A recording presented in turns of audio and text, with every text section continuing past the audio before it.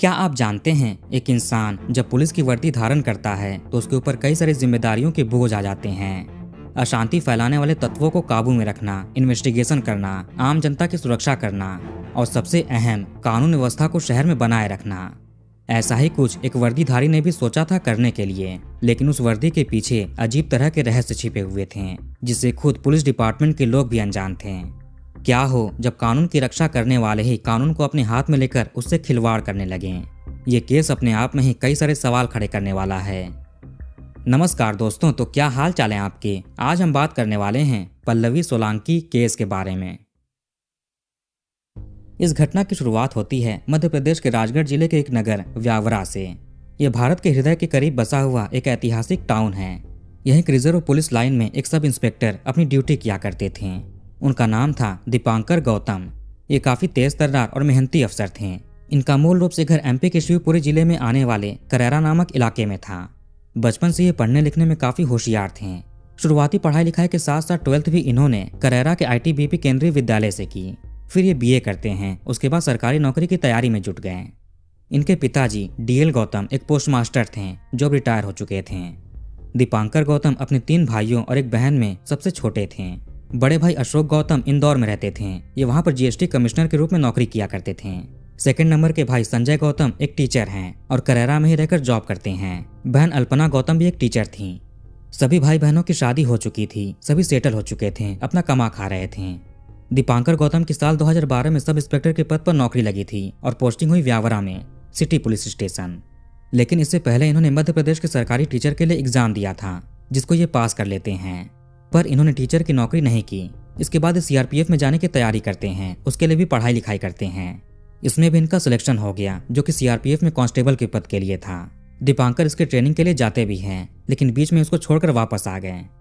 जब ये MP police में सब इंस्पेक्टर बने तो उसके बाद इनका सपना हुआ सिविल सर्विसेज में जाने का। इन्हें आईपीएस ऑफिसर बनना था। कुल मिलाकर गौतम परिवार काफी पढ़ा लिखा था, अच्छे अच्छे पदों पर नौकरी कर रहा था। साल 2011 में दीपांकर गौतम भी शादी कर लेते हैं। इनकी पत्नी का नाम था पूनम पुरोहित। इन दोनों ने लव मैरिज की थी।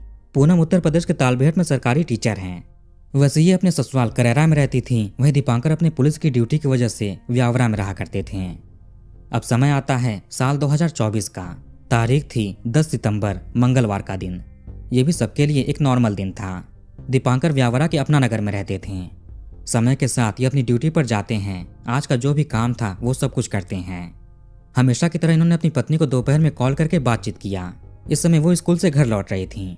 ये उनसे हालचाल लेते हैं, थोड़ी बहुत बातचीत होती है। लंच करने के बाद इन्होंने कॉल किया था। उसके बाद ये वापस अपने बाकी कामों में लग गए। व्यावरा में ही देहात थाना क्षेत्र पड़ता है। इसी के अंतर्गत फुंदा मार्केट है। इसी रास्ते से होकर दीपांकर गौतम दोपहर के लगभग 3:10 पर गुजर रहे थे। ये अपनी बाइक से थे। जैसे ही ये एक पेट्रोल पंप के पास से निकले, अचानक पीछे से एक कार आ जाती है। वहां पर थोड़ा ट्रैफिक भी था और कार का ड्राइवर अपना कंट्रोल कार से खो देता है। इसके चलते वो कार दीपांकर की बाइक से लग जाती है। ये सब कुछ आसपास से गुजर रहे वहां के लोगों के सामने हुआ। पेट्रोल पंप के सीसीटीवी कैमरे में भी पूरी घटना रिकॉर्ड हो जाती है। आनन फानन में वहां के लोग, दुकानदार, राहगीर दीपांकर को सिविल हॉस्पिटल लेकर जाते हैं। इनकी बाइक को भी बहुत नुकसान पहुंचा था। हॉस्पिटल में डॉक्टर ने इनकी मलहम पट्टी की और कहा कि हालत नाजुक है। इसके बाद इन्हें भोपाल रेफर कर दिया जाता है। लोगों ने इस घटना के बारे में नजदीकी थाने में भी सूचना दे दी थी। पुलिस भी आ चुकी थी। यहाँ पर दीपांकर के साथ काम करने वाले इनके साथी और दोस्त सब इंस्पेक्टर सुभाष द्विवेदी भी थे। सब कुछ इनकी आंखों के सामने ही हुआ था। ये एक तरह से चश्मदीद गवाह भी थे। सभी लोग दीपांकर को लेकर भोपाल निकल गए, लेकिन रास्ते में कुरावर श्यामपुर के पास इन्होंने अपनी आखिरी सांस ली। इसके बाद इनको पोस्टमार्टम के लिए भोपाल के चिरायू हॉस्पिटल भेज दिया जाता है। ये साफ साफ सड़क पर हुई किसी अनहोनी का मामला लग रहा था, लेकिन ये उतना ही पेचीदा होने वाला है। इसी बीच 3:45 पर वही कार नीले रंग की हुंडई औरा देहात पुलिस स्टेशन पहुंच जाती है। इस कार के अगले हिस्से में भी काफी नुकसान हो गया था। सामने की कांच भी टूट गई थी। ये कार जो आदमी चला रहा था उसका नाम था करण सिंह ठाकुर। इसकी बगल वाली सीट पर बैठी हुई थी इसकी गर्लफ्रेंड पल्लवी सोलांकी। ये दोनों थाने आए और यहाँ के ऑफिसर से सारी चीजें डिटेल में बताई कि ये लोग हाईवे बाईपास से गुजर रहे थे। अचानक से एक बाइक सवार इनके सामने आ गया। इसके चलते करण अपना कंट्रोल खो देता है। अब इन्हें डर लगा कि कार रोक दी तो कहीं पब्लिक पिटाई ना कर दे, इसलिए वहां से भाग जाते हैं। लेकिन ये किसी भी तरह से कानून अपने हाथ में नहीं लेना चाह रहे थे, इसलिए खुद ही थाने में आकर सरेंडर कर रहे हैं, अपनी गलती मान रहे हैं। यहाँ पल्लवी सोलांकी भी अपनी पहचान बताती है। यह भी मध्य प्रदेश पुलिस में एक कांस्टेबल थी और राजगढ़ के पचोरे थाने में ड्यूटी करती है। वो कार भी इसके नाम पर है, लेकिन करण ड्राइव कर रहा था। चूंकि ये खुद भी पुलिस में है तो उसको सारे नियम कानून पता है और ये कोई गलती नहीं करना चाहती, अगर की है तो उसको स्वीकार करती है। इसीलिए दोनों थाने में आकर सारी चीजें कन्फेस कर रहे हैं। अब देहात पुलिस स्टेशन में सारा मामला दर्ज किया जाता है। उधर दीपांकर के घर वालों को भी पुलिस इन्फॉर्म कर देती है। वो लोग शिवपुरी से व्यावरा के लिए निकल जाते हैं। भले ही ये घटना जाने अनजाने में हुई, लेकिन इन्वेस्टिगेशन तो करना ही था। पल्लवी सोलंकी मध्य प्रदेश के इधर जिले की रहने वाली थी। इसका घर कुक्षी टाउन में था। बचपन से पढ़ने लिखने की बहुत शौकीन थी। इसके पेरेंट्स भी पढ़ाई लिखाई को लेकर काफी सपोर्ट किया करते थे। पल्लवी का सिलेक्शन एमपी पुलिस कांस्टेबल में 2018 में हुआ था। तैनाती राजगढ़ जिले के पचोरे थाने में हुई। जब इसकी नौकरी लग जाती है तो घर वाले सोचते हैं कि शादी कर देनी चाहिए। वो लोग लड़का ढूंढना भी शुरू कर देते हैं। कुक्षी इलाका जहां पर पल्लवी का घर था, इसी के पास नर्मदा नगर नाम का इलाका पड़ता है। यहीं करण सिंह ठाकुर रहा करता था। चूंकि दोनों आसपास के इलाके में रहते थे, इस वजह से इनमें दोस्ती भी थी। दोनों 2016 में मिले थे, तब से ही जान पहचान थी।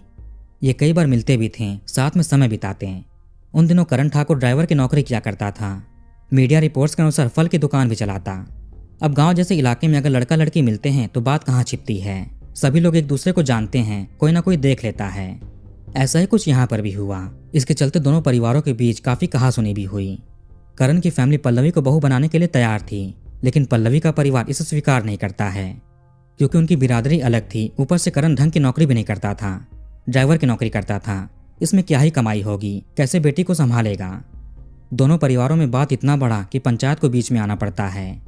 पंचायत फैसला करती है कि पल्लवी और करण एक दूसरे से नहीं मिलेंगे, कोई मतलब नहीं रखेंगे। कोई भी परिवार का मेंबर एक दूसरे के लाइफ में दखल नहीं देगा। अब चूंकि पंचायत का फैसला था तो दोनों को मानना पड़ा। फिर तो पल्लवी पुलिस कांस्टेबल बन जाती है। ये पचोरे में नौकरी करने लगी। इधर इसके घर वाले लड़का ढूंढ रहे थे। करण पल्लवी से बहुत प्यार करता था, लेकिन अब ये एक नहीं हो सकते थे, इसलिए अब ये भी अपने काम पर फोकस करने लगा। 2020 आते आते पल्लवी के घर वाले लड़के की तलाश कर लेते हैं। पल्लवी उसको पसंद भी कर लेती है। दिसंबर 2020 में शादी की डेट फिक्स हुई। शादी की तैयारियां शुरू हो गईं, कार्ड्स छपने लगे। पल्लवी भी छुट्टी लेकर घर पर आ जाती है। वैसे हमेशा से एक रिवाज रहा है कि जब भी कोई शुभ अवसर होता है, खासकर शादी, तो शादी का पहला कार्ड मंदिर में जाकर भगवान को चढ़ाते हैं, एक तरह से उनको आमंत्रित करते हैं। ऐसा ही कुछ इस परिवार में भी था। 2 दिसंबर 2020 को पल्लवी अपने परिवार के साथ नर्मदा नदी किनारे स्थित सोडल बाबा मंदिर आती है, अपने शादी का पहला कार्ड भगवान को चढ़ाने के लिए। ये लोग मंदिर में पूजा पाठ करते हैं, थोड़ा समय बिताते हैं। इसके बाद बाकी जान पहचान के लोगों को कार्ड वितरित करने के लिए निकल पड़े। ये सुबह के लगभग 10 बजे के आसपास की बात है। जब ये परिवार खांडवा वडोदरा हाईवे से होकर जा रहा था, तभी एक बाइक सवार आदमी कार के सामने ओवरटेक करके रुक जाता है। ये कोई और नहीं बल्कि करण ठाकुर था। पल्लवी इसको रास्ते से हटाने के लिए कार से उतरती है। तभी ये अपना देसी तमंचा बाहर निकाला और पल्लवी पर निशाना लगा दिया। वो बचने का प्रयास करती है, लेकिन राइट साइड गर्दन के पास उसको लग गया। इससे पहले कि आसपास के लोग करण को पकड़ने के लिए आए, ये वो तमंचा अपने सीने की ओर कर लेता है। फिर दोनों को इधर डिस्ट्रिक्ट हॉस्पिटल लेकर जाया जाता है। यहाँ पल्लवी की हालत नाजुक थी। इसको इंदौर के महाराजा यशवंतराव हॉस्पिटल रेफर किया जाता है। खुशकिस्मती से दोनों खतरे से बाहर थे। कुछ हफ्तों के इलाज के बाद पल्लवी ठीक हो जाती है। इसके बाद ये अपनी ड्यूटी वापस ज्वाइन कर लेती है। करण भी ठीक हो गया। पुलिस उसको उठाकर थाने लेकर गई। उसके बाद कोर्ट में पेश करके जेल भेज दिया जाता है। अब आखिर इसने पल्लवी के साथ वो सब कुछ क्यों किया, जबकि ये तो उससे प्यार करता था। इसका कारण क्या था, ये थोड़ी देर में आपको पता चल जाएगा। इधर करंट टाइम की बात करें तो पल्लवी और करण, वही करण जो इसका प्रेमी था और 2020 में पल्लवी के साथ वो सारी घटना की, वापस से दोनों साथ आ गए थे। इन्होंने देहात पुलिस स्टेशन में जाकर अपनी गलती स्वीकार करके सरेंडर कर दिया था। पुलिस इनको अरेस्ट भी कर लेती है। एक सब इंस्पेक्टर के साथ उस तरह की अनहोनी हुई थी, इससे पुलिस महकमे में हड़कंप मचा था। पुलिस घटनास्थल पर जाकर निरीक्षण करती है। आसपास काम कर रहे लोगों से पूछताछ किया। कई लोगों ने उस अनहोनी को होते हुए देखा था। पेट्रोल पंप के कैमरे में रिकॉर्ड भी हुआ था। पुलिस चश्मदीदों का स्टेटमेंट दर्ज करना शुरू कर देती है। साथ में सीसीटीवी कैमरे भी एग्जामिन किए जाने लगे। पेट्रोल पंप के अलावा भी जहां कहीं कैमरे लगे हुए थे, उनको भी देखा जा रहा था। इन्वेस्टिगेटिंग टीम दीपांकर का रूटीन भी पता करती है, साथ ही पुलिस वालों से जानकारी जुटाती है। यहाँ दीपांकर की पत्नी समेत बाकी परिजन भी व्यावरा पहुंच चुके थे। उनसे बातचीत किया जाने लगा। दोपहर के लगभग 1 बजे दीपांकर अपने साथी सब इंस्पेक्टर सुभाष द्विवेदी और हवलदार योगेंद्र मरावी के साथ अपना नगर में भोजन कर रहे थे। इनके साथ ही पुलिस वालों के अनुसार 1:30 बजे के आसपास दीपांकर के फोन की घंटी बजी। वहीं पर एक कॉल रिसीव करके बात करते हैं। बातचीत ऐसी थी जैसे कि उनको कोई मिलने के लिए बुला रहा हो और ये जाना ना चाहते हों। पहले भी इनके पास कई बार कॉल आया था, लेकिन इन्होंने इग्नोर किया। पर जब 1:30 बजे कॉल आया तो ये मीटिंग के लिए हाँ बोल देते हैं। अभी 1:45 पर अपनी पत्नी को कॉल करते हैं। पत्नी पूनम के अनुसार नॉर्मल बातचीत हुई थी। ऐसा जरा भी नहीं लगा कि दीपांकर किसी चीज को लेकर परेशान हो। वैसे वो हर तरह की बातें इनसे शेयर किया करते थे। अगर कुछ होता तो जरूर बताते, या फिर इनके बातों से ही आभास हो जाता कि पति परेशान है। दीपांकर के पिताजी बताते हैं कि 5 सितंबर को बेटा घर आया था, जैसे कि वो अक्सर आता रहता था छुट्टी लेकर। 5 सितंबर को आया और 6 को चला गया। रात में पिता और बेटे के बीच काफी बातचीत भी हुई थी। उसमें पिता को भी नहीं लगा कि बेटा परेशान है। खैर इधर 10 सितंबर यानी घटना वाले दिन 1:30 बजे किसी के बुलावे का कॉल आया। 2:30 बजे के आसपास दीपांकर फुंदा मार्केट निकले। 3 बजे के आसपास ये अपने साथी दोस्त सब इंस्पेक्टर सुभाष को कॉल करते हैं। कहा कि जल्दी से देहात पुलिस स्टेशन पहुंचो, ये भी वहां पर पहुंच रहे हैं। इनके जीवन को खतरा लग रहा है, कंप्लेन लिखानी है। इसी के 10 मिनटों के बाद वो कार आ जाती है। इत्तेफाक से उस घटना के चश्मदीद गवाह खुद सुभाष भी हो गए थे। आखिरी समय में जैसे दीपांकर ने इनको कॉल किया, ऐसा लगा जैसे कि कोई इनके पीछे पड़ा हो, कुछ गलत करने वाला हो। शायद इसीलिए वो देहात पुलिस स्टेशन जाकर कंप्लेन करने वाले थे। जो कार इनकी बाइक से लगती है, इत्तेफाक से वो भी एक पुलिस वाले की थी, पल्लवी सोलंकी। पर इन दोनों का दीपांकर से क्या रिश्ता हो सकता है, क्या दुश्मनी होगी?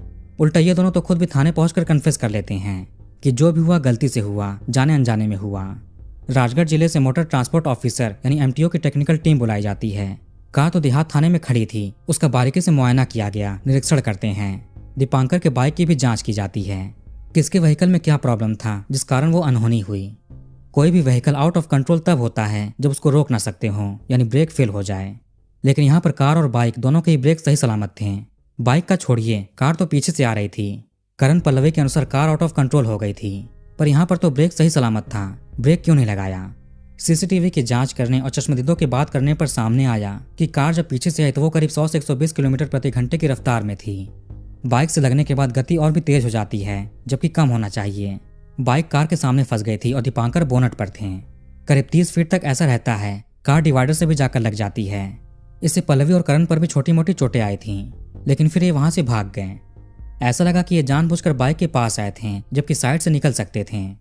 पुलिस को दीपांकर के बैकग्राउंड के बारे में पता करने पर यह भी मिला कि पहले ये सिटी पुलिस व्यावरा में कार्यरत थे, लेकिन इनके खिलाफ रिश्वत की शिकायत मिलने के बाद SP ने इन्हें रिजर्व पुलिस लाइन में अटैच कर दिया। दीपांकर किसी लड़की के साथ गलत हरकत करने की वजह से जेल भी जा चुके थे। हालांकि बाद में सबूतों के अभाव में दोषमुक्त हो जाते हैं, जिसके बाद वापस से ड्यूटी ज्वाइन कर ली। इस पर दीपांकर की पत्नी का कहना है कि पति को फंसाया गया था। इन सबसे लगा कि शायद दीपांकर के दुश्मन भी बन गए हों।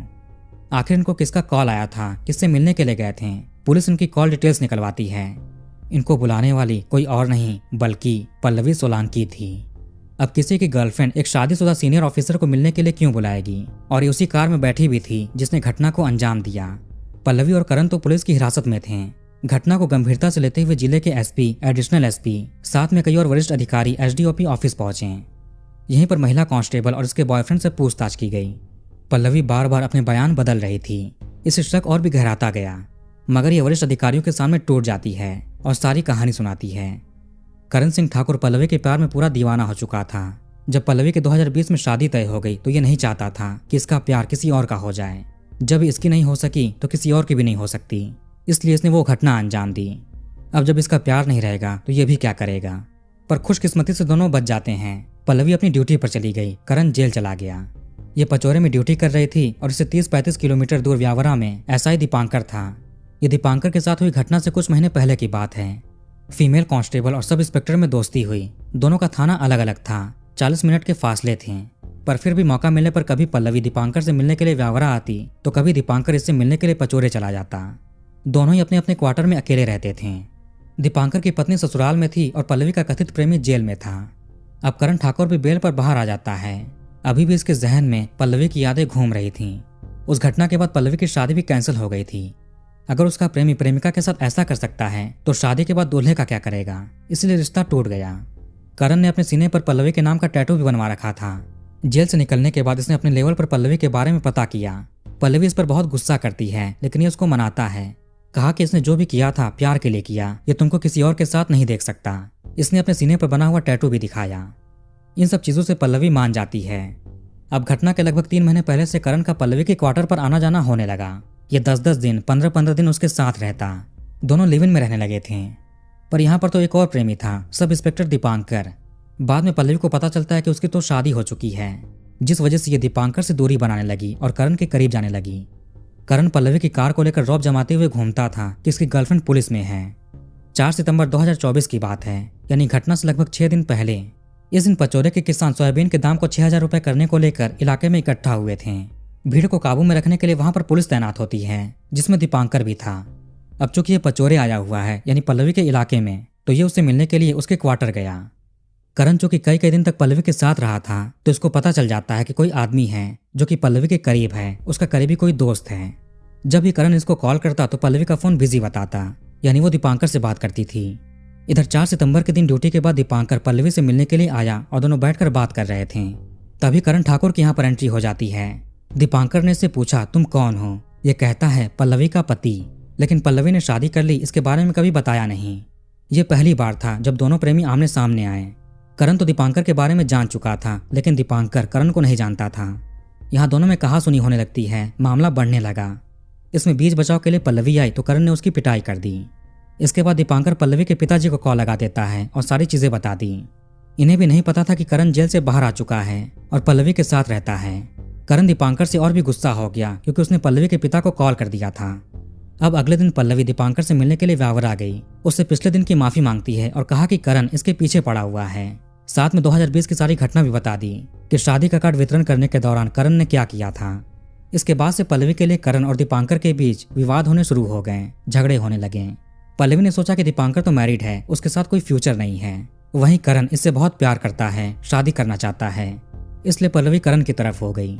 दोनों चाहते थे कि बातचीत करके मामला सॉल्व कर लें। दीपांकर पल्लवी से दूर हो जाए तो आराम से रह सकते हैं। इसलिए कई बार करण ने पल्लवी से कहा कि दीपांकर से मीटिंग फिक्स कराओ, बात करते हैं। कई बार बात होती है लेकिन बात नहीं बनी। पर अब बहुत हो चुका, बार बार एक ही चीज पर बात नहीं कर सकते। आखिर कितने दिन झगड़ा चलेगा। 10 सितंबर को करण दीपांकर को कॉल करके मीटिंग के लिए बुलाता है, लेकिन वो इग्नोर कर रहा था। फिर पल्लवी से कॉल करके बुलवाया। 1:30 बजे के आसपास पल्लवी कॉल करके बुलाती है। फिर 2:45 पर दीपांकर बताई गई जगह पर पहुंच जाता है, जो बाईपास के पास मार्केट का एरिया था। पल्लवी और करण कार में बैठे हुए थे, दीपांकर अपनी बाइक पर था। यहीं से दोनों में बातचीत होती है कि पल्लवी से तुम दूर हो जाओ, यानी दीपांकर दूर हो जाए, क्योंकि ये मैरिड है। लेकिन दीपांकर को लगा कि ये धोखा दे रही है। इतने दिन साथ रही, अब अलग हो रही है। बात किसी भी नतीजे तक नहीं पहुंची। फिर से दीपांकर और करण के बीच बहस हो जाता है। इसमें करण ने कहा कि प्यार के लिए क्या कर सकता है, तुमको तो पता ही होगा। फिर तुम तो प्यार के रास्ते में खड़े हो, तुम्हारा क्या करेगा। इसके बाद दीपांकर बाइक मोड़कर जाने लगा।